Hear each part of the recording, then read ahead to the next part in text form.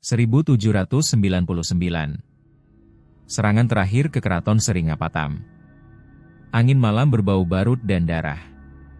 Di antara reruntuhan tembok, pasukan British menemukan sesuatu yang tidak mereka duga. Ratusan roket besi, tertata rapi di gudang senjata, masing-masing mampu terbang 2 km, membawa pilot ledak yang menghancurkan formasi infanteri. Bukan roket kayu. Besi.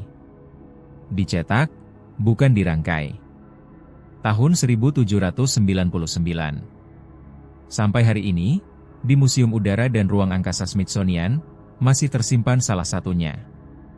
Labelnya singkat, Misorean Rocket, kira-kira 1790-an. Tapi di balik label itu, ada cerita yang jarang disentuh buku sejarah sekolah kita. Mari kita mulai dari awal, bukan dari perang, tapi dari bengkel. Tipu Sultan tidak memerintahkan roket dibuat karena ingin keluar angkasa.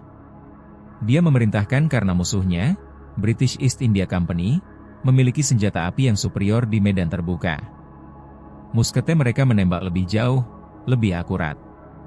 Tipu butuh cara menembak balik dari jarak aman, di malam hari, dari balik tembok benteng. Jadi dia memanggil para pandai besi ke Seringapatam. Memberi mereka satu instruksi, buat roket yang tidak pecah saat didorong ke dalam peluncur logam panas. Ini yang membuat roket Tipu berbeda dari roket Cina atau Korea yang sudah ada ratusan tahun sebelumnya. Tabung bahan bakarnya dari besi cor. Bukan bambu. Bukan kertas.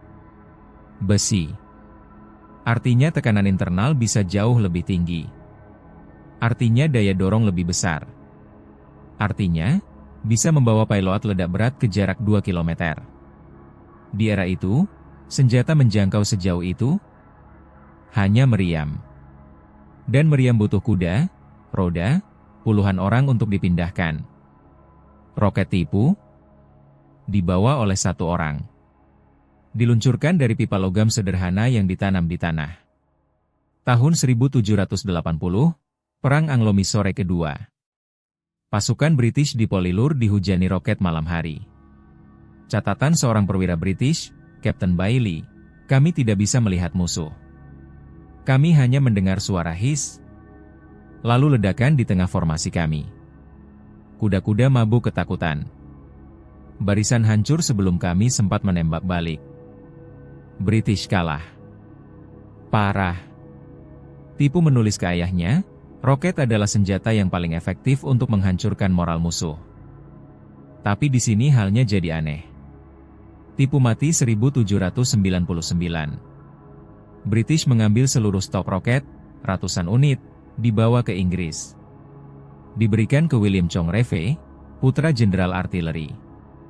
Congreve mempelajari desainnya. Mengukur ketebalan dinding tabung. Menganalisis komposisi propelan. 4 tahun kemudian, Congreve mematenkan Congreve Rocket, versi Inggris dari roket Mysore. Digunakan menyerang Boulogne 1806. Copenhagen 1807. Ford S1 MCH Pronunciation Henry 1814, roket itulah yang merah darah di antem Amerika, The Rockets, Red Glare. Tapi ini yang jarang diketahui, Congreve tidak pernah mengakui asal-usul roketnya. Dalam patennya, dia menulis, penemuan saya sendiri. Buku sejarah Eropa selama 2 abad mengulang narasi itu. Hingga 1970-an. Dr. A.P.J. Abdul Kalam, yang kemudian jadi Presiden India dan sebelum itu insinyur roket di ISRO, menemukan catatan Congreve asli di Arsip Royal Artillery Museum.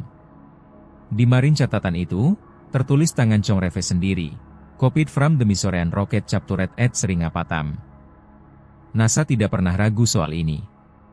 Di situs resmi NASA History Office, ada halaman berjudul Rockets in India. Ditulis, the first iron-chased rockets were developed in Mysore under Tipu Sultan in the late 18th century.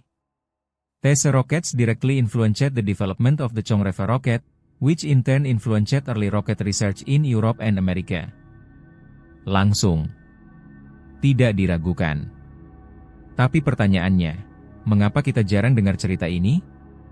Buku sejarah Indonesia, bahkan buku sejarah India sendiri, Lebih banyak halaman untuk Perang Diponegoro atau Revolusi 1857 daripada untuk Tipu Sultan. Mungkin karena Tipu kalah. Mungkin karena dia di era kolonial British yang menulis sejarah. Mungkin karena roket itu senjata perang, bukan simbol kemerdekaan.